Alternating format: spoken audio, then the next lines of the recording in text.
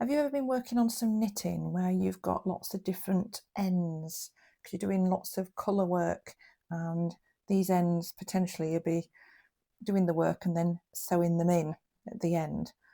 And let's be honest, it's a little bit of a faff to be sewing them all in.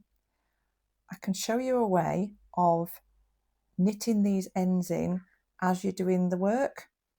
Therefore, you just snip the ends off after you've knitted them in with your work, and it saves you a bit of time and makes it a bit more pleasant experience.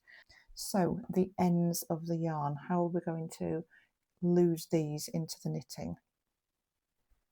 So to weave in the ends on this particular project, I've got one here from the square below and one here from this square here, and that's how I've been working on this blanket.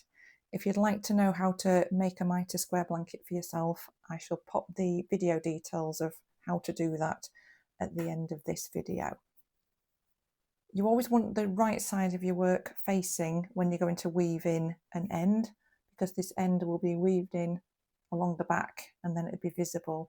I'll show you what that looks like once we've done this. So on this particular pattern I need to slip the first stitch, so I'll do that.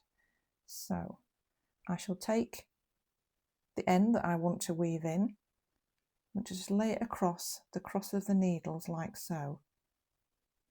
I always sort of hold it here with my left hand, and then you work a knit stitch as normal, and you can see it's just been caught in the back there but hidden from the front. Work the next knit stitch as a knit stitch, and you can see that the yarn is crossing over the bit that we want to weave in like so. And then again, the yarn that we want to weave in, we'll just lay it across the cross of the needles, knit one stitch, encasing that in the back there, knit a regular stitch without that, and we'll go across, holding that yarn and missing one out.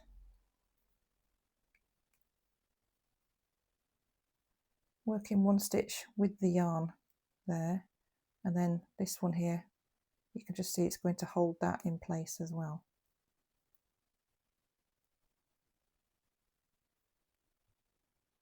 Do as many as you see fit to hold that in place. I think that's probably enough.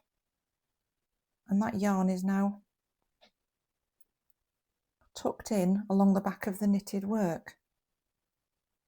I've reached the point where I've got another end now that I wish to weave into the back. So I'll do the same thing again. I will hold that across there. I'll work this one a little bit quicker because I tend to hold this in this hand like so.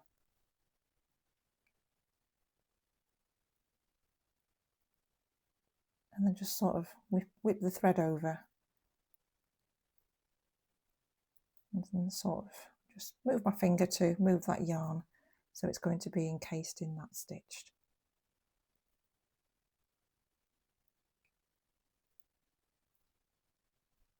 So that yarn is then woven in. I've probably done enough there. I've completed this square now. I just wanted to show you the other side. So here is the first end that I wove in, and you can just see here where it was knitted into the back, and this is the second one, and that's where that was knitted into the back, woven in. So I can snip those off now. They're quite safe. And if I show you the rest of the blanket, you can see lots of ends that have been woven in. Thank you for watching, and I hope that's really helped you when you're doing colour work.